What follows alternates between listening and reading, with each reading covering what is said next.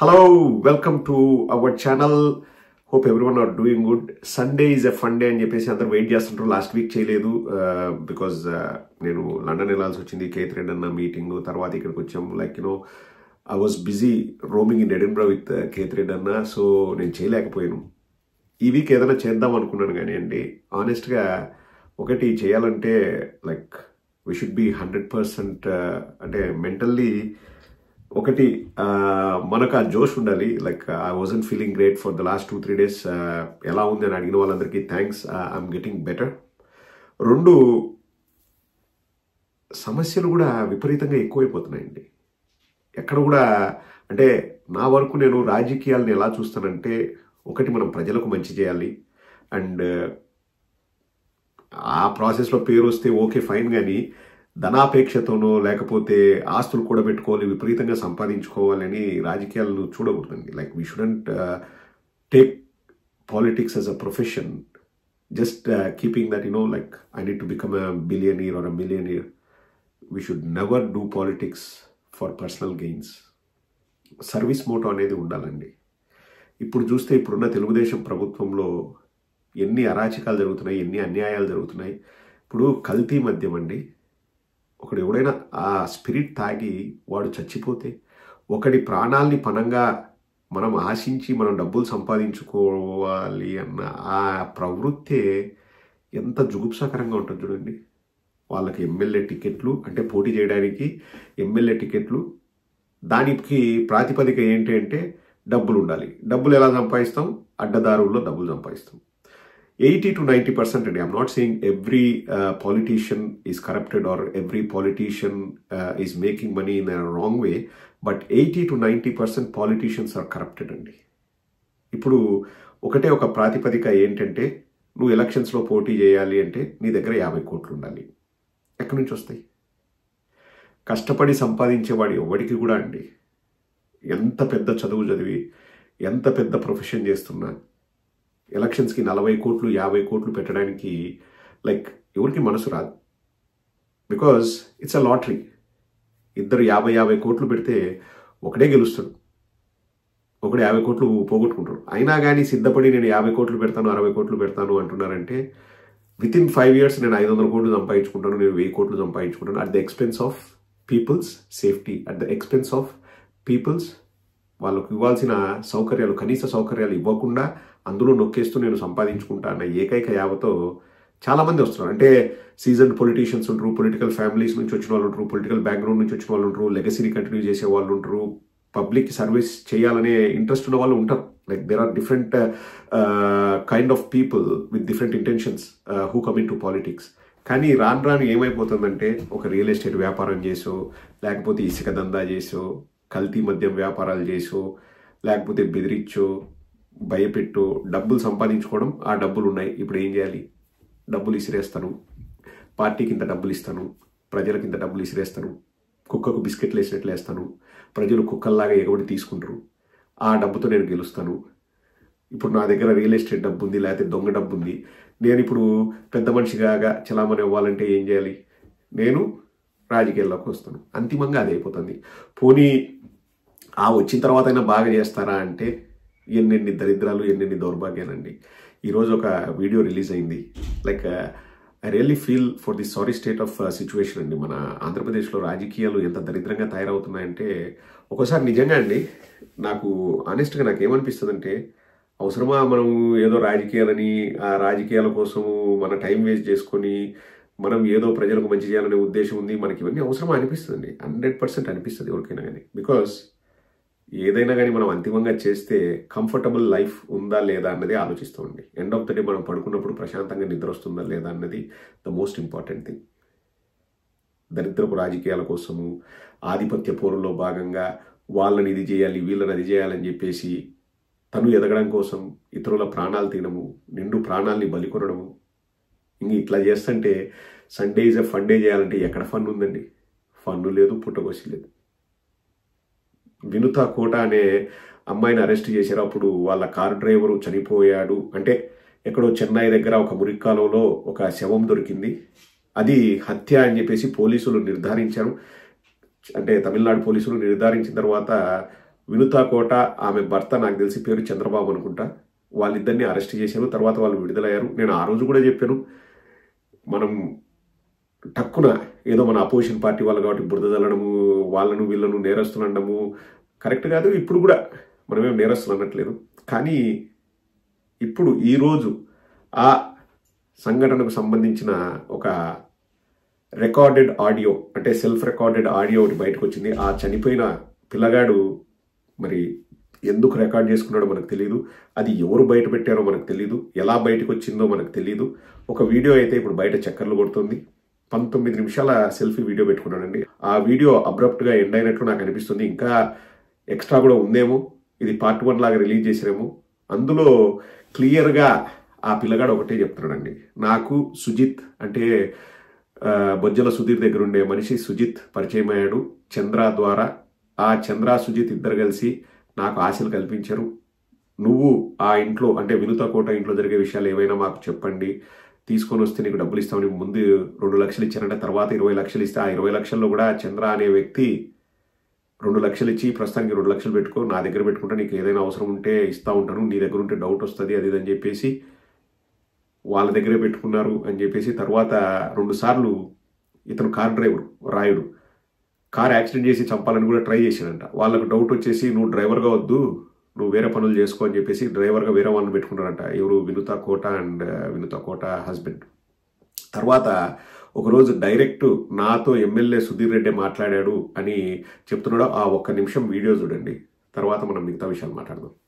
సుజిత్ ఇచ్చాను, ఆ రూమ్ కాడికి తీసుకొని వెళ్ళి బిర్యానీ మందు అంతా తీసుకొని వచ్చి తాగుతా ఉండి తింటా ఉండే టైంలో, మధ్యాహ్నం టైంలో ఎమ్మెల్యే సుధీర్ రెడ్డి ఆ రూమ్ దగ్గరికి వచ్చాడు. రూమ్ దగ్గరకు వచ్చేసి ఏమైనా అంతా వాళ్ళ పనిచేస్తూ ఉండేది అని అడిగాడు. అవును నేను మీకు చెప్పాను, అంతే సార్ నేను జీతం అంతా అడిగాడు. నేను 9 ఏళ్ళు ఇస్తాను అని చెప్పాను. 9 ఏళ్ళు ఇంకా ఏమన్నా పని చేస్తారా? నేను 19 ఏళ్ళు ఇస్తాను, నాకు అది వచ్చేసి అడిగాడు. లేదు మా మేడం వారికి 10వ వచ్చిన తర్వాత 6 ఇంట్లో కొనిస్తామని చెప్పారు, దానికోసం నేను అడిగాను, మా ఇంట్లో ఇక్కడ ఉన్నామని చెప్తారు అని చెప్పాను. సరే నువ్వు రాకపోతే పోయినావు, మా కోడూరులో ఉంటాడంటని, మీ అత్త మీ చెల్లెలు కోడూరులో ఉంటారంటారు, ఈ మధ్య పిల్లలు మీ చెల్లెలకి మేము ఒకటి ఇంట్లో ఉంటారంట కదా, మీకు బొక్కి పాలవంటారు కదా అని అడిగాడు. అవును నీకు ఇవన్నీ ఎక్కడ తెలుసు అని చెప్తే, నేను ఎమ్మెల్యే నాకు అంత తెలియకుండా ఉంటుందా అని చెప్పాడు. చెప్పిన తర్వాత మా వాడు ఆల్రెడీ 20 లక్షల డబ్బులు నన్ను ఇచ్చినాను అని అడిగాడు. ఆయన ఇచ్చాను అని చెప్పాను. దాని తర్వాత సరే నువ్వు నాకు అడిగి రాకపోతే చెప్పినావు, నేను మేడం సార్ ఏదైనా ప్రైవేట్గా ఉండే వీడియోలు లేకపోతే పార్టీలు ఎవరికైనా పెద్దలతో మాట్లాడుతూ ఉండే వీడియోలు లేకపోతే ఏదైనా నన్ను చెప్తా ఉండే వీడియోలు లేకపోతే మీ మేడం ఏదైనా వరకంగా ఉండే వీడియోలు నాకు ఇచ్చేసేయి, ఆల్రెడీ మా వాడు చెప్పిన కదా మీకు 30 లక్షలు డబ్బులు ఇస్తామని చెప్పేసి అని వాడు పక్కన డబ్బులు ఓపెన్ చేసి చూపించి మీ మాతో అవి నాకు ఇచ్చేసిన ఉంటే ఇప్పుడు మీకు ఇచ్చేస్తాను, నేను బయట పంపించేస్తాను, మీ పేరు ఆడాలని అవన్నీ వెళ్ళి హ్యాపీగా బతుకు అని చెప్పేసి స్వయంగా ఎమ్మెల్యే సుధీర్ రెడ్డి నాతో చెప్పాడు అని చెప్పేసి ఆ రాయుడు రికార్డింగ్ చేసుకున్న వీడియోలో చెప్తున్నాడండి. వాళ్ళ వల్గర్ వీడియోలు, వాళ్ళు ఎవరితో అయినా లీడర్లతో మాట్లాడేటప్పుడు ఆ ఆడియో మెసేజ్లు, లేకపోతే నన్ను ఎప్పుడైనా తిట్టుకుంటూ మాట్లాడుతుంటే ఆ వీడియోలు, అవన్నీ రికార్డ్ చేసి నాకు ఇవ్వు, ఆల్రెడీ 20 లక్షలు ఇచ్చారు కదా, కావాలంటే ఇంకా 30 లక్షలు నీకు ఇప్పిస్తాను. మళ్ళీ లాస్ట్లో చెప్తాడండి, ఏదో వీడియో అట్లా రికార్డింగ్ చేస్తే దొరికిపోయాడంట, మా పేర్లు చెప్పొద్దు, కావాల్సింటే 30కి 30 60 ఇస్తాము, నువ్వు మా పేర్లు చెప్పొద్దు అని చెప్పేసి అదే సుజిత్ చంద్ర చెప్పాడు అని చెప్పేసి చెప్పాడు. అంటే ఇప్పుడు అతని మాటల ప్రకారం నాకు అర్థమైంది ఏంటంటే, మళ్ళీ నేను చెప్తున్నాను కదా, ఆ అబ్బాయిని ఎవరు చంపారు, చంపడం వెనుక ఉన్న కారణాలు ఏంటి అనేది కోర్టులు నిర్ధారిస్తాయి. మనకు తెలియదు అన్నప్పుడు తెలియదనే చెప్పాలి. కానీ జరుగుతున్న పరిణామాలు చూస్తే అండి, మనము ఇవన్నీ కూడా చూస్తే అసలు క్లియర్గా ఏమర్థమవుతోంది అంటే, ఒక రాజకీయ కారణంతో ఒక పిల్లగాడిని రెచ్చగొట్టి, అఫ్కోర్స్ ఇతను ఒప్పుకోవడం తప్పు. అంటే నమ్మకంగా ఒకరి దగ్గర పనిచేస్తూ వేరే వాళ్ళు డబ్బులు ఇస్తా అంటే ఫోటోలు తీస్తా వీడియోలు తీస్తా అని ఒప్పుకోవడం తప్పు. ఎంత 21-22 వయసు ఉంటుందేమో, అనుభవం లేదు, డబ్బులంటే ఆశ, కుటుంబ సమస్యలు, వాట్ ఎవర్ ఇట్ ఈస్. ఎందుకు తీసుకున్నాడు అన్నదాన్ని కూడా మనం సమాధానం చెప్పలేము, ఎందుకంటే ఆ పిల్లగాడు బతికి లేడు. సో డబ్బులు ఆశ చూపించి వాళ్ళ ఇంట్లోనే ఒక ఇన్ఫార్మర్ను పెట్టుకోవాలనే ఉద్దేశంతో ఇదంతా కూడా అర్థమవుతుందండి క్లియర్గా. వినుతా కోట అనే అమ్మాయిని టోటల్గా అన్పాపులర్ చేసి నాకు పోటీగా ఉండకూడదు అని చేసుకోవాలన్నది బొజ్జల సుధీర్ ప్లాన్ అన్నట్లు తెలిసిపోతుంది క్లియర్గా. ఇలాంటి రాజకీయాలు చేస్తూ మేము ప్రజాప్రతినిధులము, మేము ప్రజలకు మంచి చేస్తామని చెప్పేసి ఉదయం బయటకు వచ్చేసి నీతి మాటలు మాట్లాడతారండి తెలుగుదేశం వాళ్ళు. ఇక్కడ ఆ వీడియో చూస్తున్నంతసేపు అండి నాకు బాగా బాధగా అనిపించింది ఏంటంటే, ఆ మాట్లాడుతున్న పిల్లగాడు బతికి లేడు కదా, చనిపోయాడు కదా, మన మధ్య లేడు కదా అని ఒకసారి ఆలోచిస్తేనే చాలా బాధగా అనిపిస్తుందండి. రాజకీయ క్రీడలో ఒక పిల్లగాడు చనిపోయాడు, అసూలు భాష, అనవసరంగా ప్రాణాలు కోల్పోయారు. నాకు మళ్ళీ మళ్ళీ ఒకటే బాధ అనిపించేది ఏంటంటే అండి, పేదవాడి ప్రాణానికి విలువే లేదు మన రాష్ట్రంలో. అదే ఒక సెలబ్రిటీ కొడుకో, ఒక పెద్ద డబ్బున్నవాడో ఇలా చనిపోయే పరిస్థితి ఉండేదే. పేదవాడు, వాడిని ప్రలోభాలకు గురి చేయొచ్చు, ఈజీగా డబ్బులు ఇస్తామని లొంగ తీసుకోవచ్చు, వాళ్ళ చేత ఇట్లాంటి పనులు చేయించుకోవచ్చు. వాడి వల్ల మనకు థ్రెట్ ఉంది, వాడి వల్ల మనం బయటపడతాము, మన సీక్రెట్లు వాడు బయటికి చెప్తాడు అంటే వాడిని చంపేస్తాం. ఎంత దౌర్భాగ్యం అండి. అంటే పేదవాడి బ్రతుకున్న విలువ ఇదండి. ఇంకా ఎవరెన్ని మాటలు మాట్లాడినా ఇది వాస్తవం. తెలుగుదేశం వాళ్ళు ఏం చేస్తున్నారో, వాళ్ళు పేద ప్రజల్ని ఏం చేయాలనుకున్నారో, ఇప్పుడు కల్తీ మద్యం వల్ల కూడా చచ్చిపోయేది పేదవాడే. డబ్బున్నోడు కూడా కల్తీ మద్యం తాగడు. కూలి పనికి పోయేవాడు, రిక్షా దొక్కేవాడు, లేకపోతే గనుల్లో పనిచేసేవాళ్ళు, లేకపోతే ఇతరత్ర చిన్న చిన్న ఉద్యోగాలు చేసుకునేవాళ్ళు, చిన్న పనులు చేసేవాళ్ళు ఆ చీప్ లిక్కర్ తాగుతారు, వాళ్ళు చచ్చిపోతారు. వాళ్ళ ప్రాణానికి విలువే లేదు. వాళ్ళ ప్రాణం అంటే ఎవడికి లెక్క చెప్పండి? Who cares? మళ్ళీ వీళ్ళే బయటకు వచ్చేసి మేము ప్రజాప్రతినిధులము, ప్రజలకు మంచి చేస్తూ ఉంటాం. పాపం ఆ పిల్లగాడు లేడు. ఇప్పుడు నేను వీడియో చూపించాను కదా, ఆ పిల్లగాడు లేడు. ఎవరు పిల్లోడైతే ఏముందిలేండి, బాధ అనిపిస్తుంది. ఇప్పుడు అనవసరంగా చచ్చిపోయినాడు. ఎవడికో ఏదో మేలు జరగాలని వాళ్ళల్లో వాళ్ళ ఆధిపత్య పూరు కోసం ఎవరు చంపినారనేది మనకు తెలియదు మళ్ళా. కానీ అవుట్. ఇప్పుడు రేపొద్దున నువ్వు చంపినావా, నువ్వు చంపలేదా, ఎవడు దోషి, ఎవరు నిర్దోషి, అవన్నీ ఒక ఎత్తు. ప్రాణాలు అయితే తిరిగి రావు కదా. బాధేస్తుంది. ఎక్కడో అనాథ శవంలాగా చెన్నై తీసుకెళ్ళి చంపారండి. ఇవి రాజకీయాలు, మన రాష్ట్రంలో రాజకీయాలు ఇవి.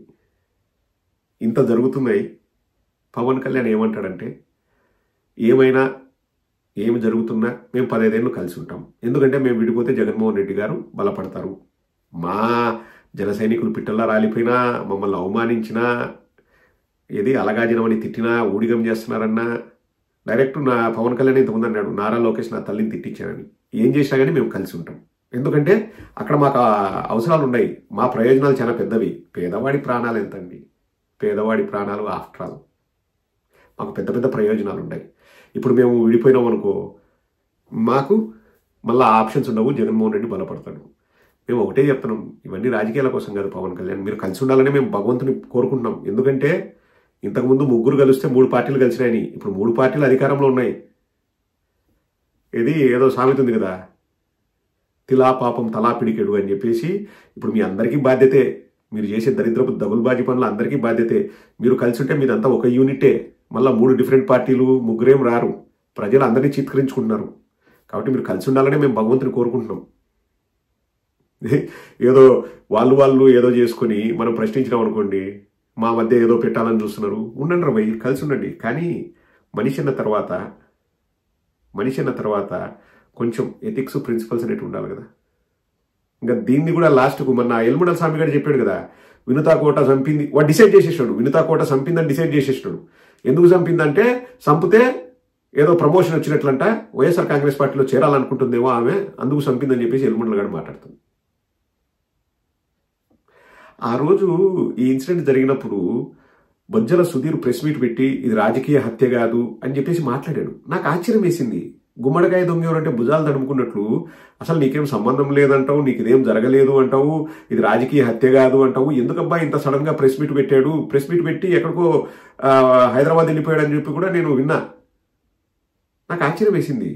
అసలు నీకు అసలు సంబంధం లేదని నువ్వు ప్రెస్ మీట్ ఎందుకు పెట్టాలి, రాజకీయ హత్య కాదని ఎందుకు డిక్లేర్ చేయాలా అని చెప్పేసి. లోగుట్టు పెరుమాల్ కెరక అని చెప్పేసి. ఏది ఏమైనా కానివ్వండి, యంగ్స్టర్స్కే చెప్తున్నాను, ఇటువంటి ప్రలోభాలకు లొంగకండి. డబ్బులు ఆశ చూపించి మిమ్మల్ని వాడుకుంటారు. ఏ రాజకీయ నాయకుడైనా వాడుకోవాలని చూస్తే జాగ్రత్తగా ఉండండి. రాజకీయాలు అన్నవి వీటి కోసం కాదు, రాజకీయాలు పుట్టింది వీటి కోసం కాదు. మన ఆంధ్ర రాష్ట్రంలో ఏదైనా అతి ఎక్కువ అండి.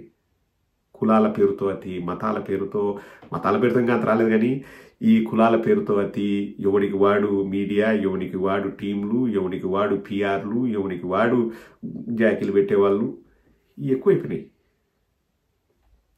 కానీ వాళ్ళ కుటుంబ సభ్యులు కూడా సానుభూతి తెలుపుకున్నాం అంటే ఏం చేస్తాం. కానీ వ్యవస్థ ఇట్లా గాడి తప్పుతుంది, ఇంత దరిద్రంగా తయారవుతుంది అన్నప్పుడు ఎవరికైనా అసహ్యం వేస్తుందండి. ఇవి రాజకీయాలు కాదు. రాజకీయాల్లో విలువలు అన్నవి ఎప్పుడో మంట కలిసిపోయినాయి.